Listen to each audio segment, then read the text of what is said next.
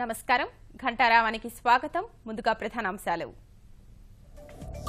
ఇవాళ రేపు ప్రజలందరికీ అసెంబ్లీ భవన సందర్శనం లీకేజీపై నిజ నిర్ధారణకు అవకాశం కల్పించిన సభాపతి ప్రకాశం జిల్లా అలవలపాడులో విషాదం బావిలో పడి తల్లి ఇద్దరు పిల్లలు మృతి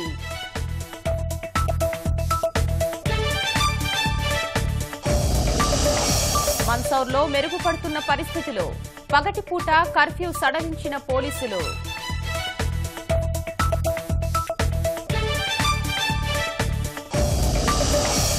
ఆస్థానాలో భారత్ చైనా ప్రభుత్వాధినేతల భేటీ ప్రతిష్టంభనకు కారణమైన అంశాలపై చర్చ